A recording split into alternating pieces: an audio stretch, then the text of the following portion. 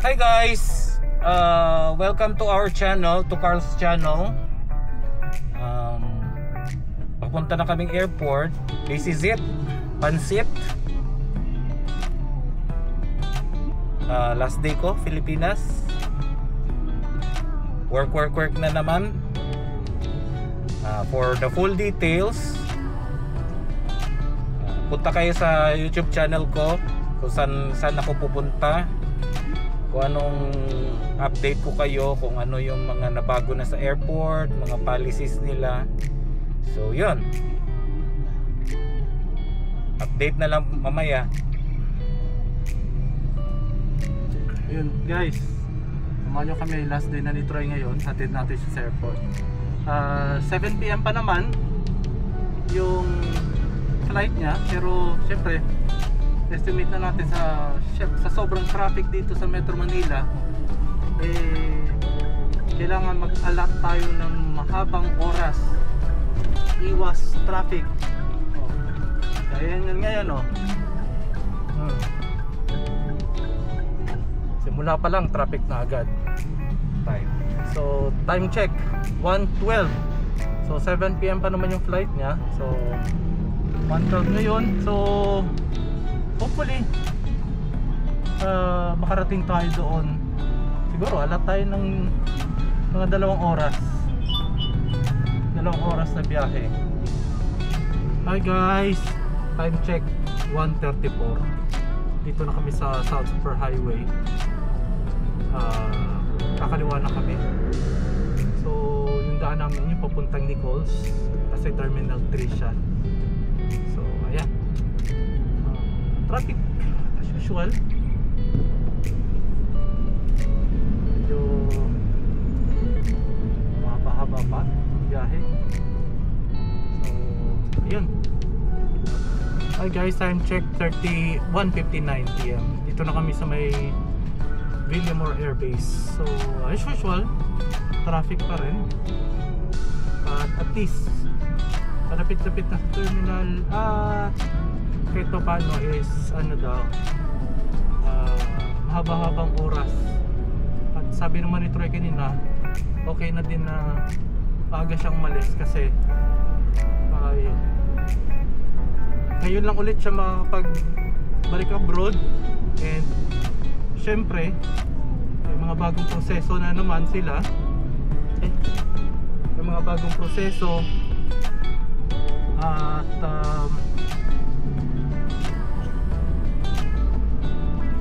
bago na naman, may mga booth daw na kailangan niyang puntahan, which is syempre hindi naman siya familiar. So ayun, so God bless sa biyahe niya. So hopefully see you in 2 years. Stay safe always. Troy, I love you. So update na lang ulit pag malapit na. Okay guys, time check 2:05 PM. Dito na tayo sa Terminal 3.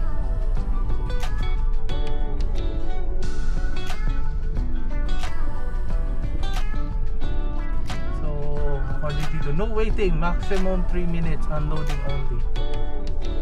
So hanap lang muna tayo ng mapaggagamitan ng 3 minutes.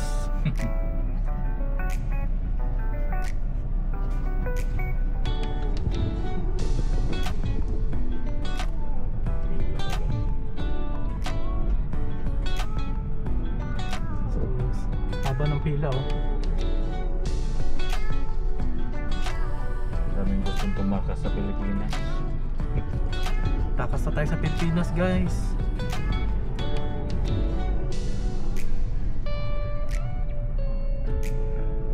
Nagwawala na yung announcer.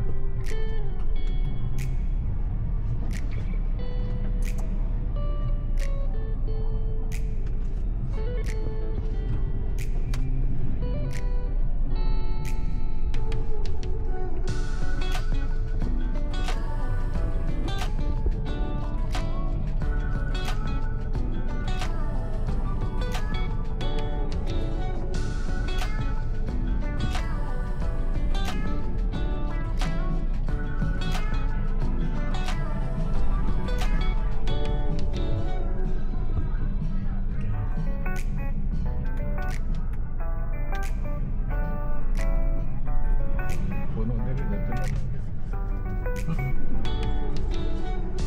gates man. All gates na siya. Pinuan dito sa gate 2. Oh, wala naman. Waiting lang yung mga nasa nasa gate 2. Tingnan natin dun. Nagwawala na yung announcer eh. Diretso daw, diretso. So, hanap tayo ng maluwag na pwesto nang hindi tayo makasagabal sa traffic.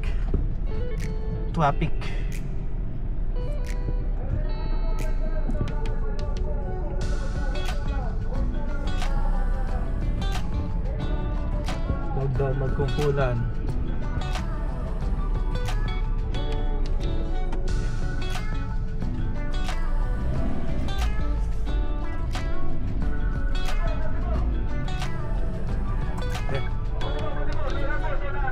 Mabilisan tayo, mabilisan.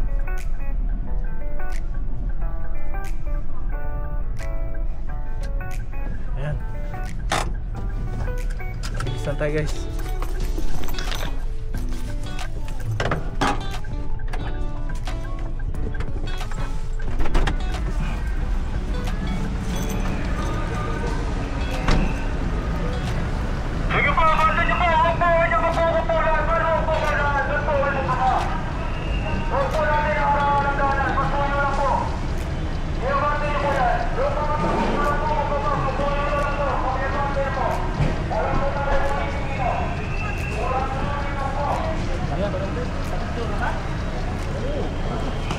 Ayan, kuha na kong tubig dyan na Sige.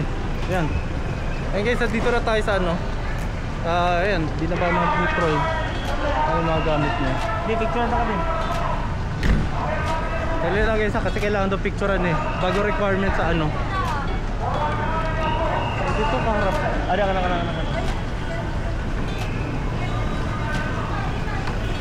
Ayan guys, alis na si Troy. Teka. 1, 2, 3. Okay. Yes. Oh, paalam na Troy. Bye-bye na, bye-bye. Bye na guys. See you Guys. next year. Next Oh, tara na. Tara na. Bye-bye.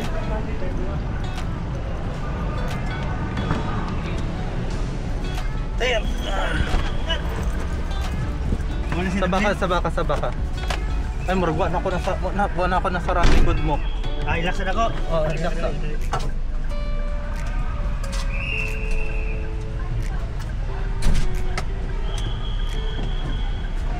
Yan guys. Yan. Hatid na natin si Troy, alis na tayo. Tapos na yung 3 minutes na waiting time. Bawal magtambay dito ng matagal. At marami talagang naalis ngayon. Ayun. So God bless kay Troy. Syempre pag mga ganito 2 taon yan. 2 taon. So hopefully sana ito na yung panahon na magtagal na siya sa trabaho niya. Nagtagal naman yung mga nakaraan kung hindi lang dumating yung yung pandemic. Sigurado naman ako na kung wala yung pandemic talagang nandun pa rin siya, tuloy pa rin yung kontrata niya. Hey guys, nakauwi na rin tayo. So eto nga at since biyahe na nga si Troy, nangingibang bansa na nga siya, so 2 taon siyang hindi ko makakasama. Pero kaya ako nandito ngayon sa likod ng sasakyan kasi syempre gusto ko makita yung ginawa niya, kasi kung tutuusin courtesy din sa kanya at pasalamat ako sa kanya kasi siya lang talaga yung magaling talaga pagdating sa pang-arrangement. Believe ako kay Troy. So eto na nga, yung magiging setup pag ako na lang mag-isang kakamping. So ang mangyayari is since wala pa tayong budget magpagawa ng awning, and budget magpagawa at magpalagay ng awning.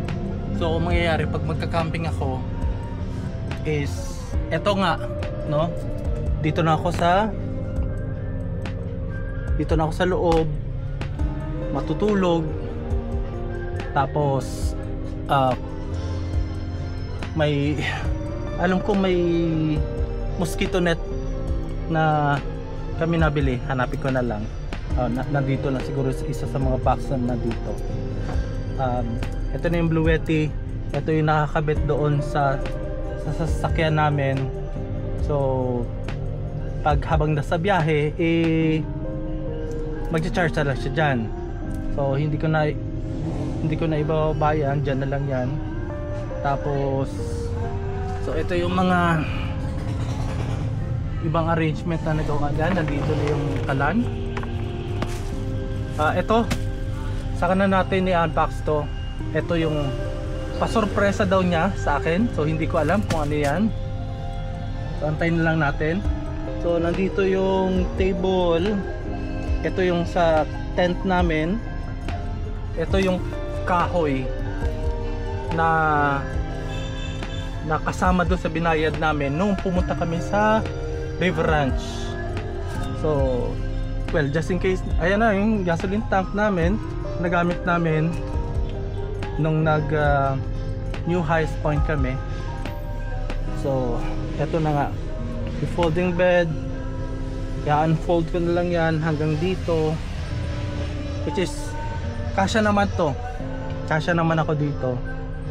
So ayun, so thank you kay Troy.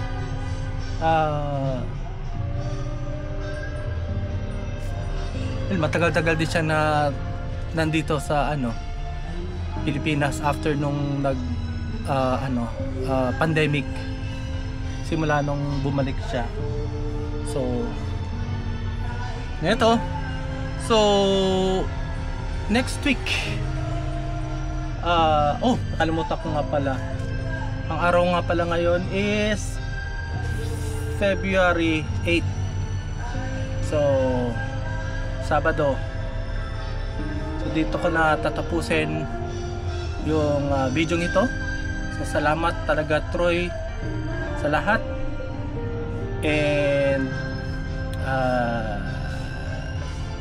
I know naman, alam mo na yung kalakaran pagdating sa pagtatrabaho sa ibang bansa. Alam ko hindi ka magka-problema sa pagdating sa pakikitungo sa ibang mga nasyonal. So ang ano na lang natin yung target is makapag-ipon tayo. Syempre may plano tayo. So sana maging okay ang lahat, and hopefully ayun. So salamat sa lahat. God bless sa'yo. Galingan mo sa work. And again, God bless. And ayun. So salamat sa panonood ninyo guys. So sana matulungan yung umangat yung subscribers ko. So wag pong kalimutan mag-like, share, subscribe po. Maraming salamat po. God bless po sa inyong lahat.